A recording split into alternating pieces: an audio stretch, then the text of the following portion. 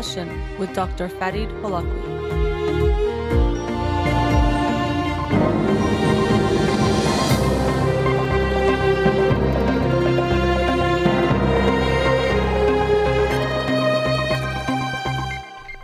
Good evening. Welcome to In Session. I'm your host, Dr. Farid Holakouee, and I'll be with you for the next hour here on Radio Hamra. You can follow me on Twitter or Instagram or like my page on Facebook to get updates on the show or suggest topics or books for the program. And the shows are uploaded at the end of each week to my SoundCloud page and podcast on Spotify and Apple Podcasts. I have a guest tonight, so I won't be taking any calls. Let me introduce you to her now. Dr. Nazanin Moali is a licensed clinical psychologist and an ASECT certified sex therapist. Her private practice is located in Los Angeles, and she specializes in working with couples and individuals struggling with issues related to sexual health. Dr. Moali hosts a weekly podcast called Sexology, introducing the most intriguing findings in psychology of sex and intimacy. You can find that podcast at sexologypodcast.com.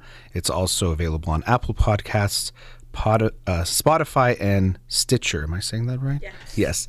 And you can also check out her private practice at oasis2care.com. Oasis, the number 2, care.com.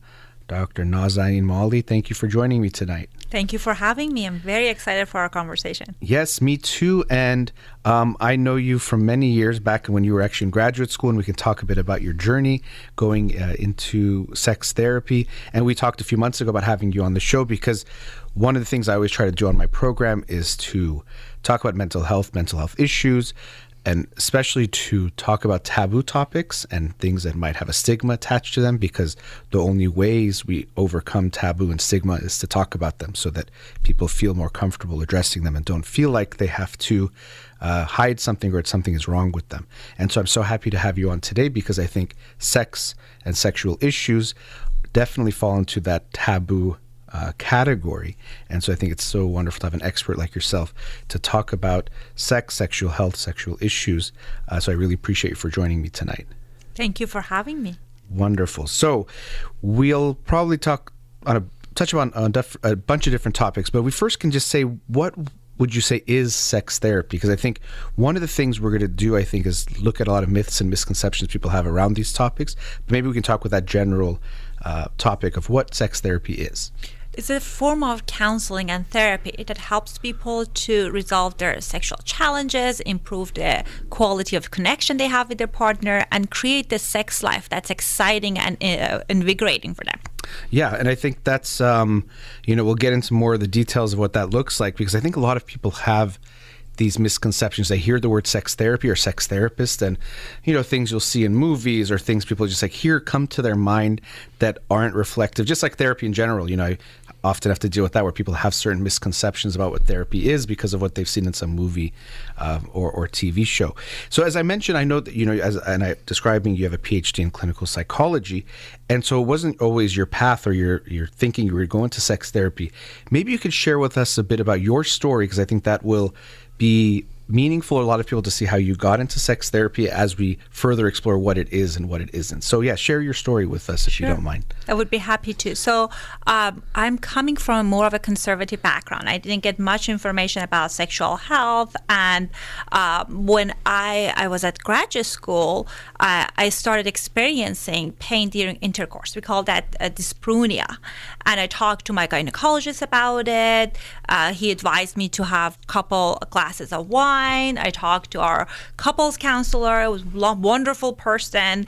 He helped us to talk about the communication around sex, which is very, very important. Mm-hmm. But it wasn't until I started working with a sex therapist that I was able to address what was at the core of the issue. Mm-hmm. This limiting belief around sexuality, the shame and guilt connected with sex, all of these things that I never talked to anyone about it because I didn't have much awareness around around that. That was showing up in my body during sex, and it was impacting my relationship, the quality of life. Because when you're struggling with sexual dysfunction, it's not only impacting your relationship and sexual health, it's impacting quality of life. And the work I did with that sex therapist transformed my life in a way, and I felt it was so meaningful that I wanted to do that for people and couples, because she changed my life. Yeah, that's, you shared this with me before today. I thought that was very powerful, and also I appreciate your vulnerability in sharing what you've gone through. And as we'll talk about, most people go through something when it comes to sexual issues, mental health in general. We all have things we go through. So I think the more we talk about them, the more it makes it okay for people and they feel more comfortable. But I think what you're mentioning is really important, because a lot of professionals don't know about that. And so that you think, okay, my gynecologist will know if it's pain during intercourse. Well, that seems like it's very much the gynecologist will have that expertise, but often they won't. And even a lot of couples therapists might not have the expertise in sexual health as you experience as well, or sexual issues. So, I'm even wondering for you, was there any hesitancy to go see a sex therapist? Because you mentioned coming from a more conservative background. But I think for a lot of people, they might think couples therapy, yes, but sex therapy might seem like something, oh no, we're not going to do that. So did you yourself experience that? For me, it was more about the feeling of hopelessness. If the couples therapist couldn't address it, what else is out there that a sex therapist can do? Because sex therapy is a form of very specialized way of approaching things. And although I was in a graduate program in psychology, I did not know what is sex therapy. I thought it's more similar to the talk therapy I was doing with a couples counselor. But there are specialized kind of approaches and intervention that a sex therapist uses that can be very, very helpful. But for me, it was more a feeling of, okay, this is not going to change, but let me give it a shot. I guess that's something that I have to live with. I was thinking it's more like a chronic pain that you have to live with and adjust with, not necessarily something that you can completely eradicate. And that was very interesting to experience. Yeah, that hopelessness that you described, I think before the show, we were talking about, okay, what's our intention today? So I try to do that in a grounding kind of way. And one of them was to hopefully, if there are people listening who feel hopeless about their sexual issue, also might even think it's just something about me, something's wrong with me, to give them that hope that there is help out there and there are techniques and treatments that can be helpful for them. So we hope if you're listening and you've ever experienced sexual issues or you're dealing with one right now, you know that you're not alone, and also that there is help out there, and we can get more into what that help might look like. Because as you said, sex therapy, yes, it's a type of therapy, but it can be very different from traditional, like let's say individual therapy or couples therapy, even though we might think it's a couples issue. There could be other things there as well. But again, I appreciate when you share your story, because I think many people will relate to that, because it's such a common thing. Every couple I've seen, sexual issues it's a big aspect of the relationship, but it's so interesting because it's so significant, but then at the same time felt like something you can't talk about. So couples will have that issue, but then they'll talk about everything else and feel like they shouldn't talk about that. And I even feel like actually some couples therapists might even feel that sometimes, that, okay, asking about the sex life, they could feel uncomfortable. I've heard that before from clients, that the couples therapist didn't ask about sex because they feel like even they might think it's taboo to get into those types of details. So I think that's really important. So you went through your own experience, and then that pushed you or motivated you to want to go into studying to help other people who might be going through something like you're going through. So what was that next step for you in going towards that type of therapy? Great question. So I got a total of two classes in sexual health in my entire programming. One in my undergrad and one in my doctoral program. It's very, very basic. So when I wanted to become a sex therapist, I looked through different organizations, and there's specific organization in U.S., ASAC, that provides certification. Part of it is like you're doing almost 2 years of coursework that gives you information about research in different areas of sexual health, treatments, and then afterward, you have to, although you're licensed, you have to go to a supervisor, talk about your cases. You have to do group supervision. So you're sharing your treatments, and you're talking to someone that's already an expert in the area. After that, you submit for certification, and then if you have all the information, then you become sex therapist. And you have to continue going to conferences and places to make sure that you're aware of the newest finding in this area, because it is a very exciting time. There are tons of interesting research around sexual health treatments, sexual challenges, and it's important to be aware of those things. Yeah, and I think it's important for people to hear that, so they know that your couples therapist might not know, because they haven't gone through all this training that you had to go through, classes and supervision, to really make sure you're understanding how to treat these issues. Because I can also agree with you. I don't know if I had even 2 classes that were specifically focused. I took, maybe in undergrad, I took some that were, but those were like electives. But as far as getting trained in sexual issues in a graduate school, it wasn't really a big part of that, even in the couples therapy class that I took. And I think that's sometimes a misconception. It's not to think that your therapist doesn't know a lot of things, because hopefully they do, but they don't necessarily know everything about everything to help every kind of person. And that's why we were talking before the show about limitations, knowing, okay, for this issue, I probably won't be able to help. I send them to someone. But I think sexual issues, people feel like that's not a place where they can go to someone. So have you noticed that in your own experience, that people are hesitant to go to a sex therapist? Even I'm imagining when they finally come to you, maybe for a while they've been dealing with something before they felt comfortable to come in. Absolutely. What's interesting, research shows that couples wait on average 4 to 5 years before going to a sex therapist for their sexual challenges, and something that you can address maybe 4 years ago with a few sessions of couple therapy now is compounded with number of different challenges, perhaps relational issues, perhaps infidelity, all sorts of things. That's first we have to address those before addressing the sexual challenges. So you're absolutely right that people have some misconceptions when it comes to sex therapy, because we don't have an accurate representation of what would that look like in popular media. Wow, 4 to 5 years. I'm surprised and not surprised, because even I try to remember that when I see a client in individual therapy or couples therapy, that probably they've been dealing with this for a long time because of the taboos and the stigmas attached to mental health and seeking out mental health services. But I can see that for sex therapy, it's even longer. And, I mentioned to you before the show, I work with couples that they've been married for years, and not once had they discussed their sexual relationship in an explicit way, like having a conversation, because it's so taboo, because it brings up a lot of issues of, the person, are you going to make them feel rejected? We can maybe get into some of those things that make people avoid, or maybe we can go there now. What do you think makes people, it's a lot of things, but what are the things that come to your mind that make people avoid even looking at sex as something that they can talk about or work on?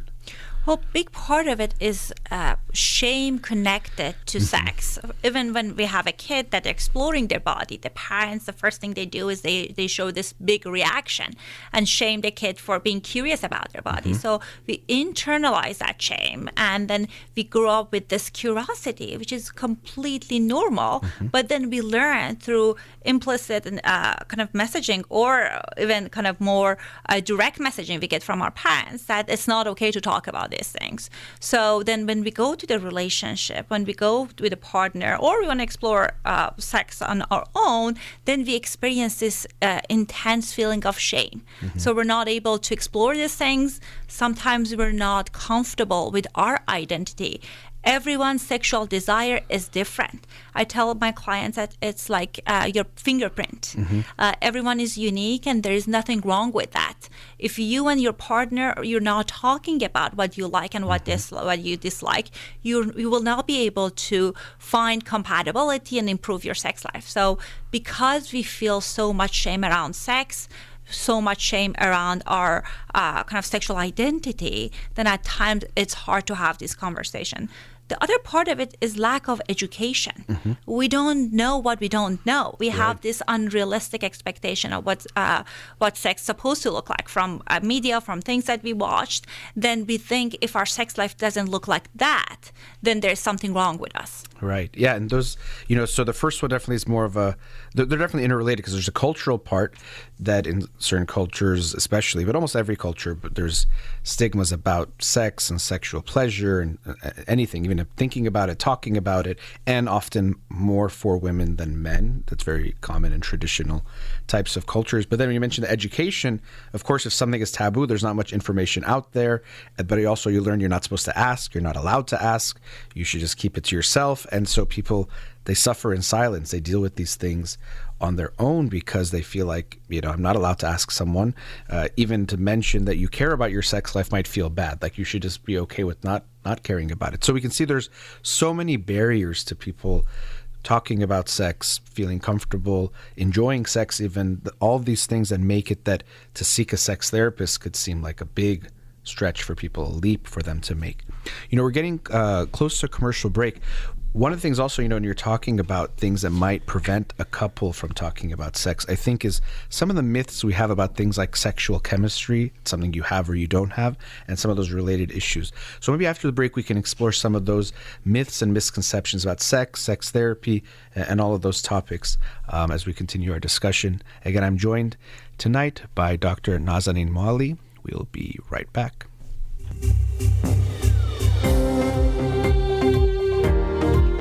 Welcome back again. My guest tonight, Dr. Nazanin Moali, a sex therapist.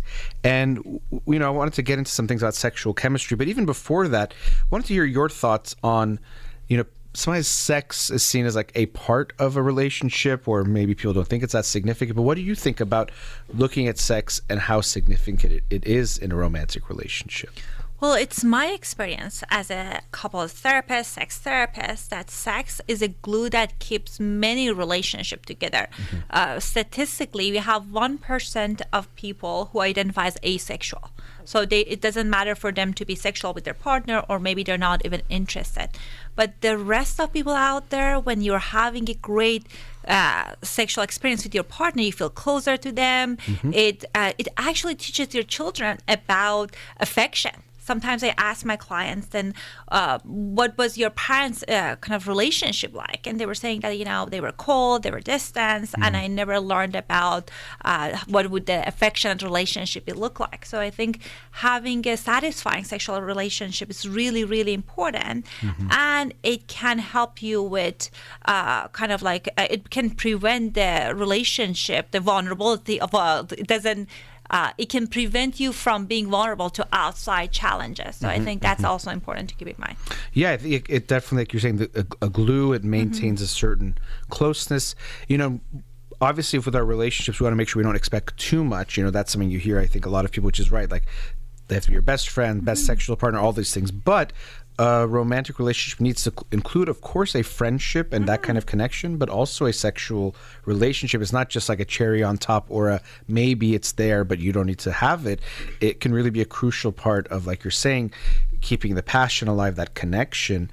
And I've seen, I hope people, by the way, again, the podcast, Sexology Podcast, and you can also check out your Dr. Moali's social media, because there's lots of posts about, like sex, can the sex life stay good throughout life? I think sometimes people have these misconceptions that it has to get bad, or the fire has to go out, which is not true. Of course, it can take work, but yeah, it's not just something, it's an add-on or something on the side.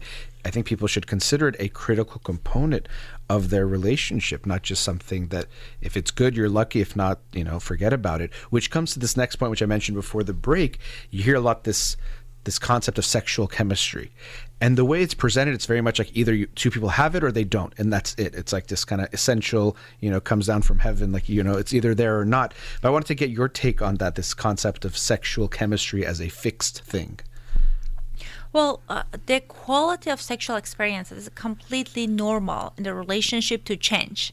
At the beginning, most people are feeling more excited, like sex is more spontaneous, but the more that you are in a relationship with someone, then the connection and bond strengthen. but sometimes it requires more effort to feel that sexual excitement. And that is not, there's nothing wrong with the relationship. It's like if you were having your favorite meal for every meal, then you might need to change the context for you to have great experiences. So it's the same with couples as well. The other component of it is that what I see a lot, that many people have this internalized shame around sex.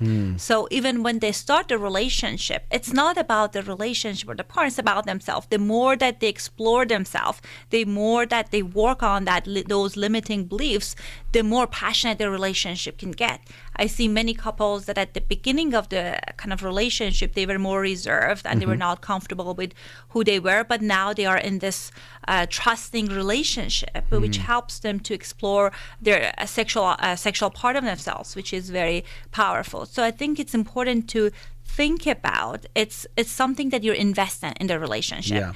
Maybe it's like at the beginning the excitement is more, or maybe you have some psychological barrier on yourself around sex, and that's something that you can work on, and then that can strengthen the sexual bond of the relationship. Right. Yeah, there's not going to be one path. I think that's a great point, because some people actually, it might get more exciting once the trust is there, if they have certain issues or barriers about being comfortable, or if they're allowed to feel sexual, or messages they've heard, or lots of other reasons. So I think it's good to keep in mind it's not one path for everyone. Like, it's always going to be hotter and change. But the sexual chemistry part, the way I think about it is, the attraction is natural, like you feel that, but having a good sexual relationship with two people, we shouldn't just think it naturally is going to happen without any communication, anything. You know, whatever we're doing in life, we work on it, we kind of talk, we communicate, we get it wrong sometimes, we learn from each other, we realize we misread each other, all those kinds of things. And I think the sexual relationship is the same thing,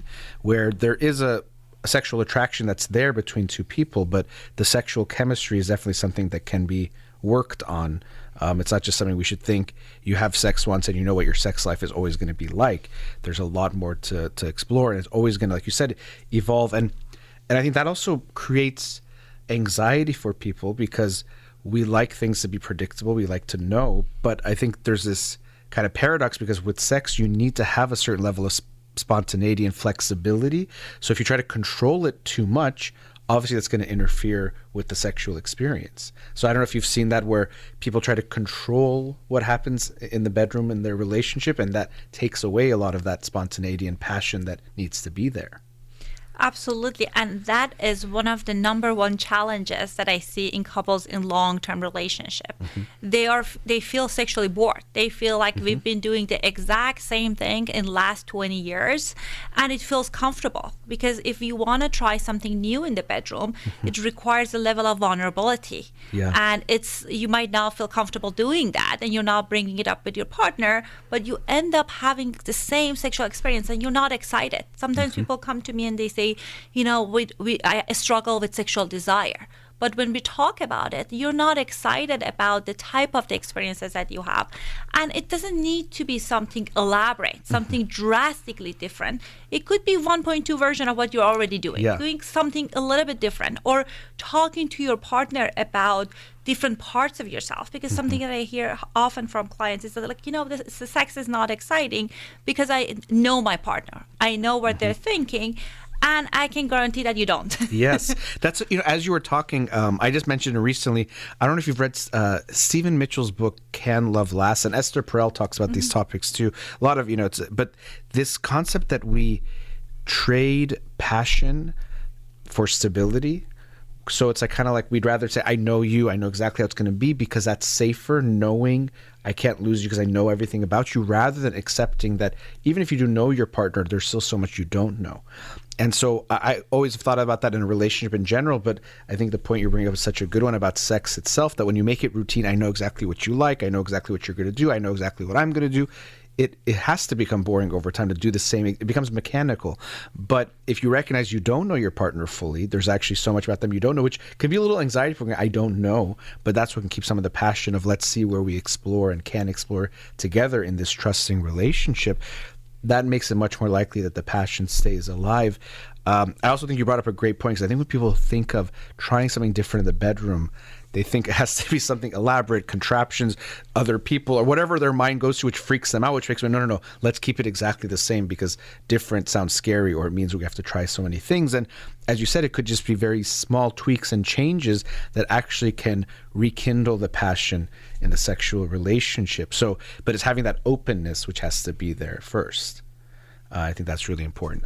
That's really interesting. I didn't think of that connection there between that. So sexual chemistry, I'm wondering if people coming in, is desire ever bring people in, or is it usually like a bigger problem or something they think of as a bigger issue that brings them to sex therapy? Well, desire discrepancy is one of the number one challenges I see in my practice. Yeah. Because many couples in long-term relationship, they feel stuck. Like, my partner wants more sex and I don't want it, and they don't want to reject their partner. Or perhaps in this season of life, maybe you have younger children, or things has changed, and there is a discrepancy between how much you want sex and how much your partner wants sex. And people in monogamous relationship, which is most of the clients they see, they feel like you're kind of like denying me of this opportunity, and it brings resentment and anger and frustration in the relationship. It's no longer a sexual problem, it's a relational problem, because when you say no to having sex with me, you're saying no to me. Right. And how would that impact my relationship with you? I think that's also something else that brings people to therapy. Yeah, that makes a lot of sense. Desire discrepancy. And I think, you were talking before about sex and its significance. I think sex is itself one aspect of a relationship, but all the aspects are interconnected. So it doesn't mean they're completely going to overlap, but they're not completely unrelated either. So issues in the sexual relationship are going to affect the emotional part affect the sexual. They're not going to be completely separated. But that desire discrepancy, I've seen that, and also reminds me of other discrepancies like desires for closeness. So some people want more space, just that's how they are in general, and some people want more closeness. Especially you'll see this if like an anxious attachment and an avoidant attachment person get together, where the desire for closeness is different, and the person who wants more of it can feel rejected if the person says, well, I just like to have this afternoon alone. They take it as rejection. I'm not good enough. I'm unlovely, wherever their mind might go. And with sex, sometimes it can even trigger, I think, deeper, like I'm unattractive, I'm unlovable in even a deeper way. My partner doesn't desire me. Whereas discrepancy and desire, it could just be discrepancy and desire. It doesn't matter who the person was with. That's just kind of how they might be. But we can see how delicate these issues are. And I think that's one of the reasons why I think people, and you can speak on this from your experience, avoid talking about sexual issues, period, is they feel like it's too sensitive, or I'm going to hurt my partner too much if I even bring up the topic. So is that something you've seen in your practice? Absolutely. And it's about the meaning that people make out of it, right? That like, I'm not desirable. Maybe if you were with so-and-so, then you wanted to have more sex. Or it's more about like, you don't want to do this for me. Or like I hear at times people, when their partner struggles with performance challenges or experiencing orgasm, they get offended. They feel I'm not attractive enough. I'm not giving you this. And that impacts the relationship. So oftentimes the sexual challenges are important, but I think people, the meaning they make out of that about themselves, about the relationship, that's even more painful. Yeah, I think it's like anything. It's like what it means to you. So sex is about sex, but it's also about more than sex, like value, or even, how people are in relationships as far as how much they give or take. And those things can come up that might be similar to other aspects of relationship. Power issues can come up in a relationship that might be related to sex. Also, sometimes it could be, from what I've experienced in working with clients, that it's not always a one-to-one. So it's like if you're more assertive or aggressive, you're going to be that way. Sometimes it's even the opposite happens. So it's a very dynamic type of a thing. We're kind of touching on some myths and misconceptions, so maybe we can talk a bit about that. So what are some major myths or misconceptions you see about sex and the sexual relationship or sex therapy? Like, what are some main things that come to mind? Well, one of the number one that I see, that people feel that if there is a sexual challenge, they're defective. Like they're broken. It's not an issue we're resolving. It's about me being broken. So, or if my partner is not able to perform or kind of like have certain kind of level of arousal, they don't find me attractive, versus thinking about this is an issue like anything else in life that we have to problem solve. The other kind of like the misconception that people have is like, quote unquote, there's something normal out there. People feel that if I like this thing, then I'm sick.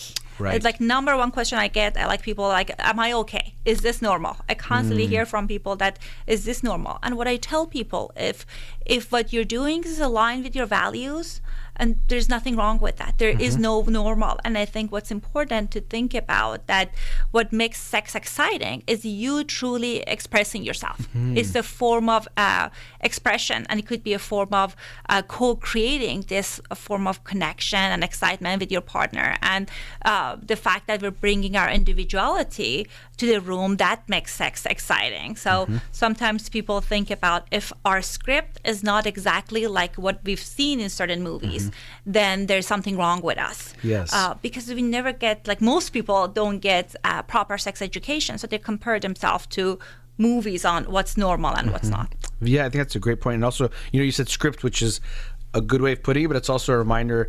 I was just going to add this part, that it's probably more improv than scripted anyway, but you're right, if it doesn't match what we've seen.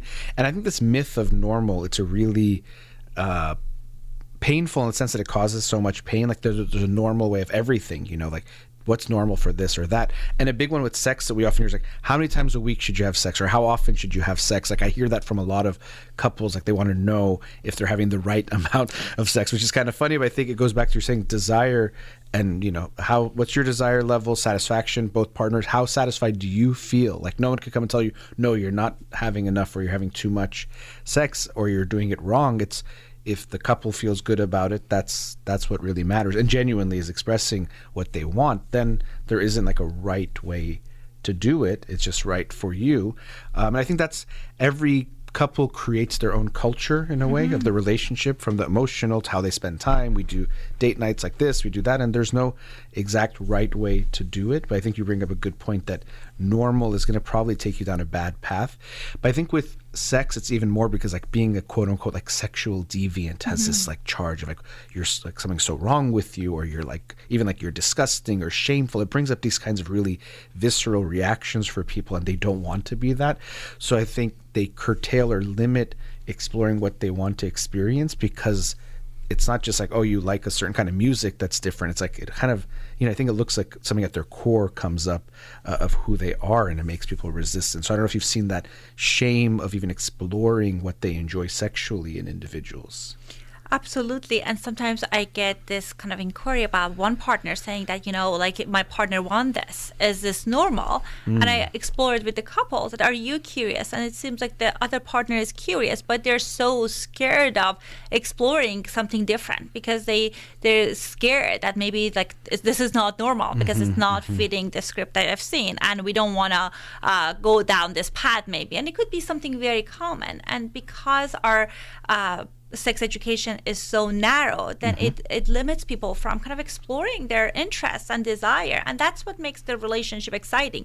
You and your partner talking about your likes, and it's completely normal for a relationship to evolve sexually between couples, and actually that can make it healthy for different ages. Because one other myth that I often hear is that sex is something that you do when you're younger.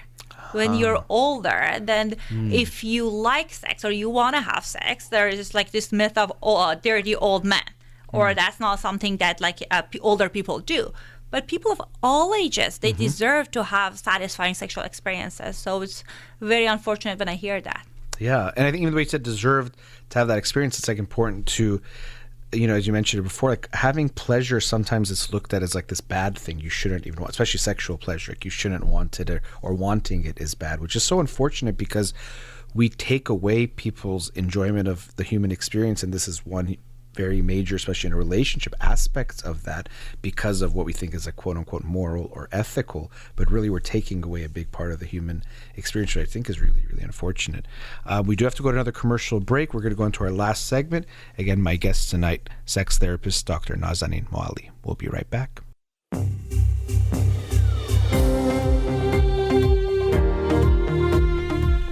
Welcome back again. My guest tonight, sex therapist Dr. Nazanin Moali. I was thinking in this segment we can also touch on what are some of the main, most common issues that people come in to see you for sex therapy. And that way, it'll also make people realize like how common these things are. And then we can possibly touch on what treatment looks like, at least at a surface level, because I think that's another big area where people have misconceptions about what sex therapy even looks like. So yeah, let's start with what are some of the main things that you see couples come in for?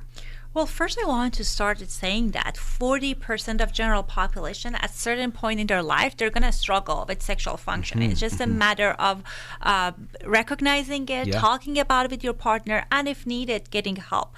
Some of the comments when we talked already about desire discrepancy of couples being in the kind of like different level of how much they want to have sex. That can change throughout the life, and different medical conditions, different life transitions can impact that. We talked about painful intercourse. I see a lot of clients, that many women in later stages of their life, that they assume that that's normal. Like, I want all the listeners to know that if sex is painful, stop it. There are tons of great things that you can do to address it. We talked about different intervention. You can go see a sex therapist and they can help you. Sex therapy is purely talk therapy. You're talking to someone that they have the tools and strategies that can help you to kind of find the areas that they need improvement. So partly it could be talking about your kind of history, your relationship with your sexuality. At times, they send you to someone that specializes in helping you with kind of like challenges with your pelvic muscle. So sometimes you go a few sessions to physical therapy, and that can be part of your treatment. And you don't know what you don't know. Right, that if you are not talking about your pain, then perhaps you don't want to have sex. I see that a lot in my clients. That if something is painful, of course you wouldn't have desire and enthusiasm. So that's part of it. One of the challenges that I hear that sometimes women say, like, or I see people of all gender, but specifically I hear it a lot among women, that they say, like, I never want sex. And I love my partner, but I'm not in the mood for it. And when my partner approaches me, I don't want to have sex. Well, something that at times people don't have awareness around, that we have different types of desire. Some people have spontaneous desire. Spontaneous desire is like you're going about your life, and then something shows up for you and you want to have sex. Like it's more spontaneous. For many people when they're younger, that's what they experience. But for many, especially women, it's what we talk about responsive model of desire. Responsive desire is you might feel neutral, and then you engage in some kind of a sexual play with your partner, and then desire shows up next. So first the kind of physiological response shows up, and then the arousal shows up, and then the desire shows up. I'm not suggesting anyone having sex when they don't want to, but for these people, there are at times there is this window of openness that I feel neutral, and let me and my partner explore that. Sometimes having that awareness can help people to have a different attitude toward kind of being with their partner. Interesting. Yeah, so it's not that you're going to want it and want to initiate, but you might be open to exploring, let's say, even like physical or non-sexual touch or approaching sexual touch, and then see if the desire is there. So some people are more that way, but they might think, well, no, I just don't want it, without realizing that actually it's about getting to that place with foreplay and things of that sort. I know you just mentioned like it's similar to talk therapy. There might be techniques, but I think people sometimes have this fear of like going to sex therapy means, for example, they have sex in front of the therapist, or, I've heard stories like this before, just like the things that, and you've probably, I'm sure, heard many because of working with clients. So maybe you can give even people an idea, what does it look like, a typical sex therapy session? Excellent question. So it's a type of talk therapy. Everyone is fully clothed and there's no touching involved. The therapists can make suggestions, ask questions, but it's always you are leading the sessions. No one's going to ask you to do something that it's against your values. You don't want to do it. But the person has some of the answers that can help you with kind of problems, some of the challenges that you have. It's often more solution focused. So therapist might assign homework to you and your partner to do at home. Some of the homework could be something non-sexually related. We talked about some of the challenges that people have. One of the challenges that people have, specifically many of my male clients, are erectile issues. And sometimes it's directly connected to their level of stress.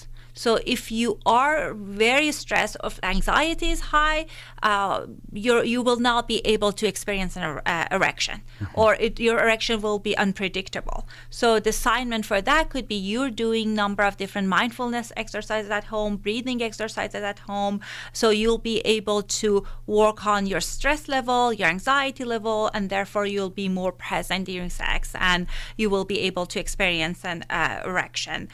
Or we talk with couples about if any of the couples have issues around reaching orgasm, experiencing orgasm, how can each couple help each other with kind of like problem solving with this? Again, these are just suggestions that are based on research. Because sometimes people think about what is the difference between me talking to my friend versus talking to a sex therapist.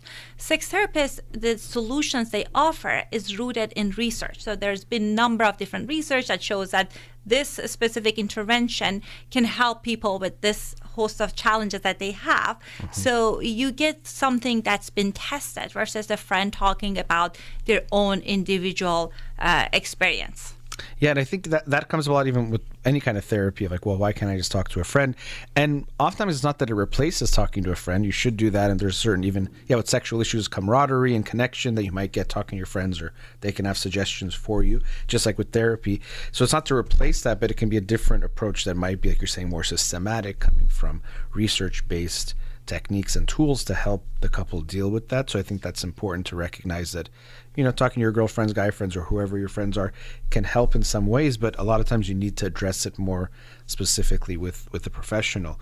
And going back to one of our, as we're coming to wrap up the show, giving people hope, because like you mentioned things like erectile dysfunction or different issues that come up, and I just hope people can get that. I think they might think, well, I've dealt with it for so long, as you mentioned. People might not come in for 4 to 5 years dealing with something. That hopelessness really seeps in, that like this is just something we have to live with. But I'm sure you can share in a more generic way, not specific cases, like people dealing with certain issues that you've seen them overcome. So things like erectile dysfunction or performance issues, that's a fairly common one. I'd imagine people come in for, couples I've worked with. It's so, and that's actually, I'll just say that it's so common, these things. I think people, because it's taboo, because it brings up things like for a male, their masculinity and strength and virility and all these things, they don't often talk with their friends about it, even close friends, that people think it's so rare, but it is incredibly common. And so it'd be good for them to know, like, this is something that people can get help with. So I'm sure you've worked with that with many couples dealing with that type of issue. Absolutely. It's very common. Something that people don't know, that in heterosexual couples, there is an arousal gap. Like it often takes a female partner a longer time to experience orgasm. And like what's out there in internet as far as like how long someone needs to kind of maintain an erection is very unrealistic. As a sex therapist, it's a matter of helping people how to close that arousal gap. It could be, first of all, be open with your partner, talking about what works for you. Because sometimes I work with couples and say, okay, what did you talk to your partner about this kind of touch that you like? And they say, no, I feel bad, I don't know. But sometimes it's just giving your partner information, instructions about what works for your body can be very powerful. So I guess the first invitation I have for people to talk about it with your partner, it can be vulnerable. But when you are working on an issue, as together as a couple, you can completely problem solve this thing. Sometimes when we're not talking about things, we feel it is something that's not resolvable. But talking with your partner is important. And then perhaps going for a consultation with a sex therapist, seeing that what's out there, like interview people. And sometimes it's a matter of adding a little bit of different tools and strategies that you will be able to get back to the place that you are. And as we talked about, every single person deserves to have satisfying sexual experiences. So sometimes people try to deny themselves of sexual pleasure feeling that, that's not important, or, like I shouldn't want this. But I think wanting to have great sexual experiences, it's very normal and healthy, and you worth it, and it's important to invest in it. Yes, absolutely. I think it's like it's come up a few times of this, like, is it just something on the side of the relationship or a cherry on top?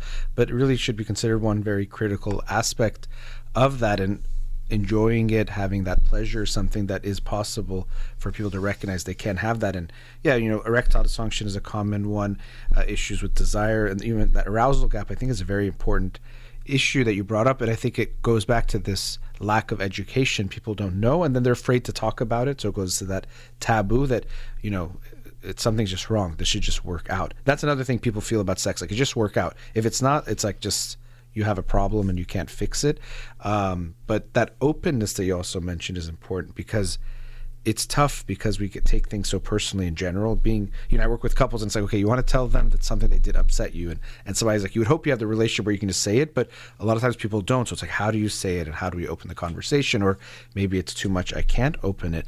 So I can see in sex therapy you also help create that context where it's okay to have these conversations, because you're going to help them with something, but they're going to continue having sex and having sexual issues that will come up, and they might have to come back to see you if it gets to a certain point.